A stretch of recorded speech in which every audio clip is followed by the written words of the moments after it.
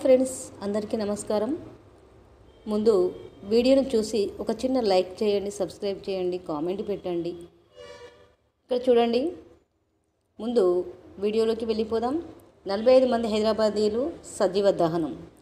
ఇది సౌదీ అరేబియాలో జరిగినటువంటి ఘోర రోడ్డు ప్రమాదం. మరి సౌదీలో ఘోర ప్రమాదం జరిగింది కాబట్టి బస్సు ప్రమాదం జరిగింది. బస్సులో మంటలు చెలరేగినట్లుగా ఇక్కడ మనకు ఫోటోలో కనబడుతుంది. మక్కా నుంచి మదీనాకు వెళ్తుండగా ఆయిల్ ట్యాంకర్ ఢీకొని దగ్ధమైన బస్సు. 17 మంది పురుషులు, 18 మంది మహిళలు, 10 మంది చిన్నారులు మృతి కావడం జరిగింది. ప్రాణాలతో బయటపడ్డ ఒకే ఒక్కడు ప్రాణాలతో బయటపడడం జరిగింది. మొత్తం 45 మంది ప్రయాణికులు. ఈ నెల 9న ఉమ్రా యాత్రకు వెళ్ళిన 54 మంది హైదరాబాద్ వాసులు మక్కా దర్శనం అనంతరం బస్సులో 46 మంది మదీనాకు పయనం కావడం జరిగింది. మార్గ మధ్యంలో ఆదివారం అర్ధరాత్రి ప్రమాదం. మృతుల్లో ఒకే కుటుంబానికి చెందిన 18 మంది, మరో ఫ్యామిలీకి చెందిన 6 అనారోగ్యంతో హోటల్లో 4 ఉండగా కారులో మరో 4 వెళ్లడంతో దక్కిన ప్రాణాలు. అంటే బస్సులో మంటలు చెలరేగడం వలన మరి సౌదీ అరేబియాలో జరిగిన ఘోర రోడ్డు ప్రమాదంలో 45 మంది మృతి చెందడం అయితే జరిగింది.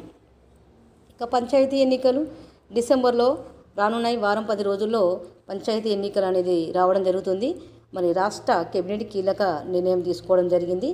పార్టీ వర్గంగా బీసీలకు మాత్రం 42% తీర్పు తర్వాత ఎంపీటీసీ, జెడ్పీటీసీ ఎన్నికలు. కేంద్ర సహకారం లేకనే బీసీ బిల్లులు గవర్నర్, రాష్ట్రపతి దగ్గర పెండింగ్.